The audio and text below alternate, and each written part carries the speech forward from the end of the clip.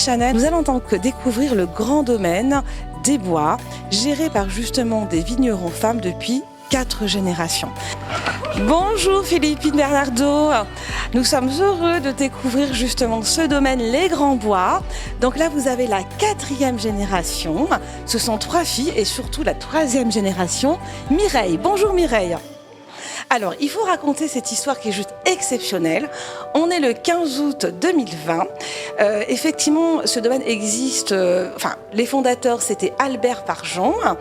Et puis aujourd'hui, ce sont les femmes qui sont à la tête de ce domaine. Alors, j'ai envie de vous dire, revenons sur le début de l'histoire, Mireille, pour ensuite arriver à cette fameuse 4e génération. Le domaine, oui, en effet, a été créé depuis près d'un siècle par mon grand-père, Albert Farjeon. Mon grand-père était déjà un avant-gardiste puisque avant la guerre, il expédiait du vin blanc pétillant, surtout dans la région de Loire, en barrique. Et puis bon, ça a été un peu arrêté avec la guerre. Et après la guerre, il a recommencé la bouteille. Il avait créé sa propre marque en 1929, le domaine Les Grands Bois. Et à partir des années 50, il a fait de la bouteille, donc qu'ils ont développé petit à petit. Et après, c'est mon père et mon oncle qui ont développé le domaine. Et puis, je suis arrivée dans les années 90. Vous exploitez à peu près 45 hectares. Oui, tout à fait, oui. Alors, ça a évolué tout au long de ce siècle, on peut le dire. Oui, quand on a repris le domaine, il faisait 30 hectares. Et puis après, on a eu l'opportunité de s'agrandir sur Kéran et Rasto, des terres aussi qui provenaient de la famille. Donc voilà, ça nous fait quand même une gamme assez grande maintenant, avec 4 appellations: Côte-du-Rhône Village, Sainte-Cécile, Kéran et Rasto. Alors ça, c'est très important ce que vous dites, parce que c'est la raison aussi qu'on est là, c'est qu'aujourd'hui, on est quand même dans les Côtes-du-Rhône, donc on connaît très bien son bon vin. Maintenant, on va parler de vous. Qu'est-ce qui vous a poussé, Mireille, à justement poursuivre un petit peu l'histoire de famille de ce domaine? En fait, j'étais fille unique, donc si je reprenais pas le domaine comme on dit, le domaine partait aux oubliettes et était morcelé. Donc c'était quand même dommage de laisser ce qu'avait construit mon grand-père et puis mon père et mon oncle. Donc voilà, c'était un défi que je me suis lancé.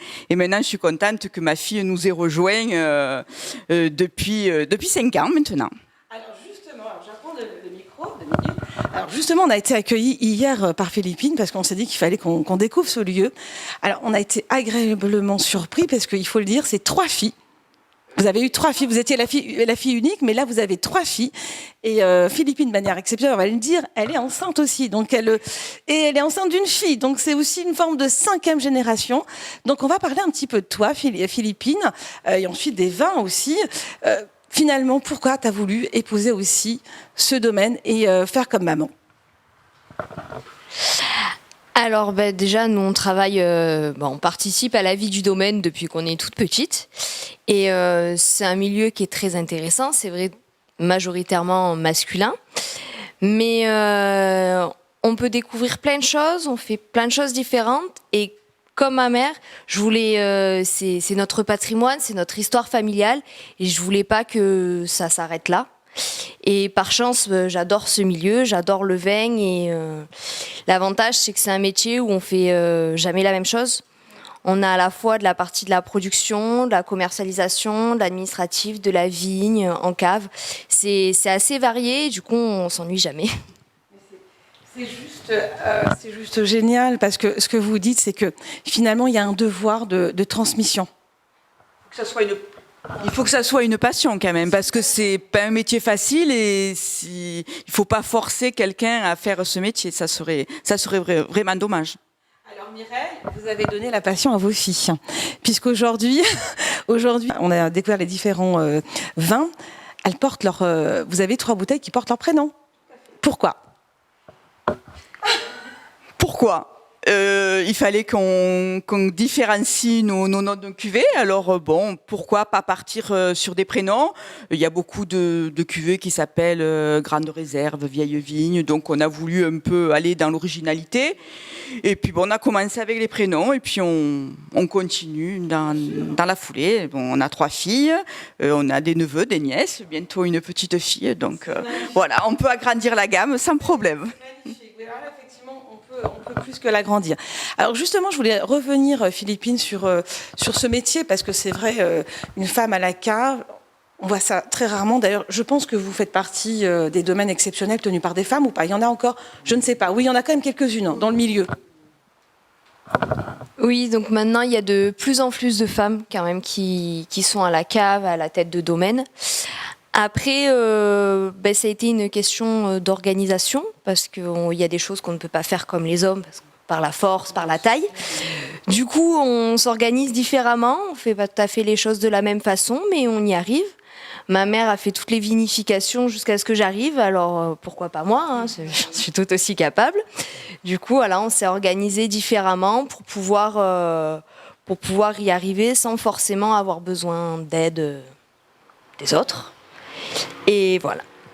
Alors justement, ça fait quoi quand on est... Alors bien sûr, on a maman qui nous conseille, mais d'être cette femme jeune entrepreneur, on sait ce que c'est quand même, hein, être une femme entrepreneur dans même différents métiers, hein, et dans un domaine qui est masculin. Est-ce que pour vous, c'était aussi une forme de challenge? Alors oui, parce que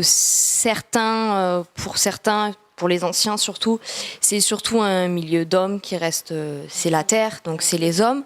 Après, j'ai eu de la chance que ce soit mon grand-père, parce qu'il y avait ma mère ou même mon père, qui ont très bien pris la chose et qui savent très bien que les femmes peuvent faire aussi bien. Et du coup, que ce soit mes parents, mes grands-parents m'ont toujours encouragée et ils savent pertinemment qu'on est autant capable qu'autre chose. Après, nous aussi, on n'est que 3 filles, donc si c'était pas une fille qui reprenait, il n'y avait plus personne. Donc, c'est la force des choses. Mais non, j'ai eu de la chance d'être dans un environnement familial très compréhensible, ce qui n'est pas le cas de partout, où certains sont encore très réfractaires à ce que ce soit des femmes qui travaillent la terre et qui soient à la tête des exploitations. C'est vrai que moi, pour ça, j'ai eu de la chance. J'ai envie de vous dire que vos arrière-grands-parents avaient une sacrée tolérance à leur époque, effectivement, parce que finalement, c'est vous aussi qui avez repris ce domaine. Est-ce qu'on peut dire que finalement, la source paysanne et cette tolérance fait qu'on peut être... c'est ce qui permet aussi d'avoir un bon cru d'une certaine manière, d'être fort et de se dire que à toutes les femmes entrepreneurs que finalement, on peut être partout aussi, hein. Il y a un message? Oui, bien sûr, hein, les femmes peuvent faire le même travail que les hommes et amènent une touche de féminité, voient les choses parfois différemment. Donc voilà, on est complémentaires, je pense. Donc il faut prendre le bon des deux côtés. Et alors on va parler maintenant de vos vins, parce qu'il y a toute une gamme. Alors hier, Philippine me disait que finalement, c'était vendu au niveau national, voire même international. Donc comment vous vous êtes organisé? Effectivement, on a bien compris qu'il y avait une lignée familiale, neveu-nièce. Quels sont les crus, les goûts que vous avez souhaité mettre en avant? Alors, donc en fait, au niveau de la gamme, donc moi je suis l'aînée, donc Philippine, donc j'ai la première cuvée nominative, parce qu'en fait sur Sainte-Cécile, vu qu'on est originaire de Sainte-Cécile, c'est ici qu'on avait les terres. Donc Philippine, Gabrielle, ma petite sœur, et ensuite on a acheté les terres sur Kéran et sur Rasto. C'est pour ça qu'Héloïse, la petite dernière, elle est sur Rasto et sur Kéran. Il y a quand même toujours une source, donc oui, voilà. Voilà. Et en fait, donc Kéran et Rasto, ce sont des crus de la vallée du Rhône. Donc au niveau de la classification, c'est le stade au-dessus. Et sinon, après, mes parents ont quand même fait leur cuvée également, donc Mireille et Marc. Et ensuite, donc il y a la cuvée Maximilien, qui est le filleul de maman, qui a eu le droit lui aussi à sa cuvée. L'avantage de nos cuvées, c'est que mine de rien, nos prénoms ne sont pas forcément courants. Donc les gens s'en souviennent. Les gens se souviennent des prénoms et ça marque les esprits. On le voit surtout au niveau des particuliers. La clientèle particulière, ça marque les esprits d'avoir tous ces prénoms. Et puis, il y a une touche féminine Il y a une touche féminine qui est prégnante sur ce vin. Oui, oui. Et les prénoms sont majoritairement féminins aussi, parce que bon, on n'est que des filles ici, donc voilà. Aussi montrer que voilà, on est là et que je trouve que c'est bien aussi de mettre cette touche, parce que effectivement les prénoms sont là et que quand on, tu sais, en général quand on ouvre une bouteille de vin, c'est vraiment un petit peu plus masculin quand même. Hein. Oui, bon après, dépend des goûts de chacun, mais voilà. Et alors je vais vous poser une autre question.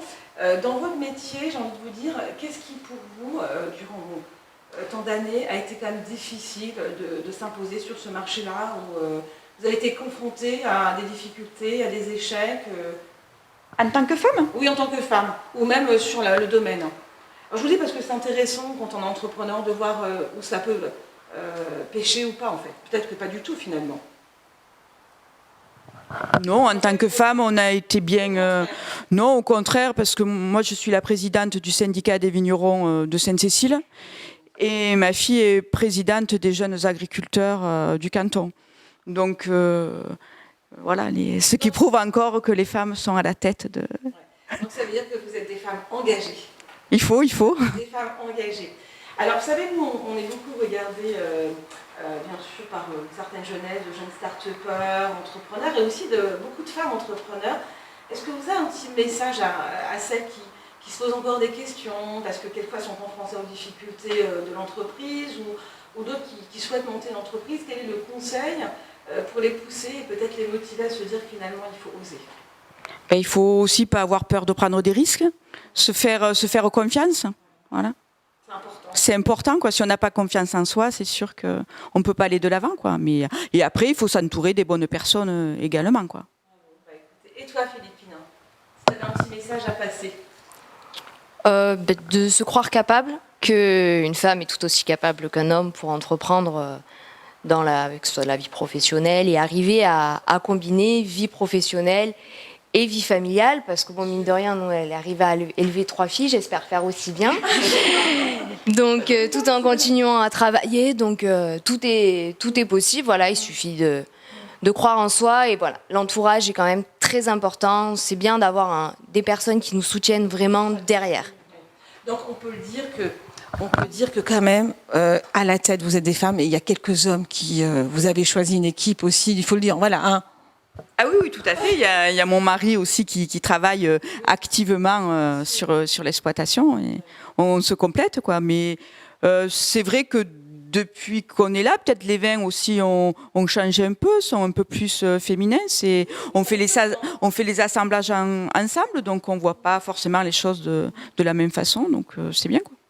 Alors j'ai vu sur votre flyer qu'il y a une phrase très forte d'Albert Farjean, donc le fondateur, qui dit effectivement: si je suis généreux, s'il en chante avec moi, je dois mes qualités aux cailloux des grands bois. Vous êtes d'accord? Eh ben, tout à fait, oui. Ouais, ça.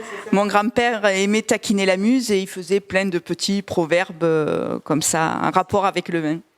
Avec la nature. Avec la nature aussi, oui. Avec la nature et voilà. Un philosophe, hein, d'une certaine manière. Tout à fait, oui. Ah oui, d'où la tolérance, puisque vous avez quand même repris le domaine.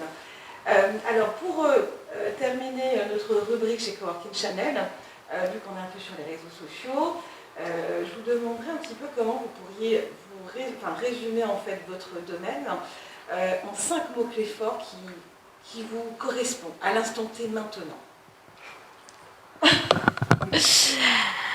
Alors, famille. Je vais dire ça aussi.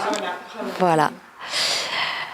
Famille, patrimoine, l'héritage. Bio peut-être? Oui, on est en bio, on est en agriculture biologique, le label, tout à fait. Et ensuite, transmission. Ça fait 5. Bravo. Je pense que vous avez choisi les bons mots, c'est important. Est-ce que vous avez un petit message personnel? Ça peut être pour votre famille, mais ça peut être aussi pour la personne qui nous regarde. C'est vos derniers mots, à vous deux. On serait très heureux de vous faire déguster nos différentes cuvées, ou au domaine, ou dans les différents salons qu'on fait au travers de la France. Eh bien, bravo Philippine. Alors justement, comment on fait pour prendre contact avec vous? J'imagine qu'il y a des sites, et comment on fait pour passer commande? Alors, donc, notre site, c'est www.grandgands-bois.com. On est également présent sur Facebook et Instagram, Domaine Les Grands Bois. Et sinon, après, on fait les salons des vignerons indépendants. Donc, les grandes villes de France, Paris, Lille, Lyon, Reims, Rennes, Strasbourg. Et sinon, voilà. Bah écoutez, voilà, elles sont en plus connectées, voilà, donc elles sont partout sur les réseaux sociaux, elles font les salons en plus des vignerons indépendants, donc on peut les retrouver sur les grandes villes, comme vous disiez, Paris, et puis on peut passer commande en ligne, j'imagine, livrer. Bah écoutez, je vous remercie beaucoup parce que c'était un entretien imprévu, et nous on est très heureux de vous rencontrer, deux femmes, donc là vous avez vraiment une famille, comme vous disiez, les héritiers. Et on vous souhaite plein de bonnes choses. Et puis j'espère vous revoir peut-être pour la 5e génération. Avec plaisir. Merci. C'était pour Coworking Channel en direct du domaine des Grands Bois avec Philippine, Mireille, Bernasdou. Bye bye. Bye bye.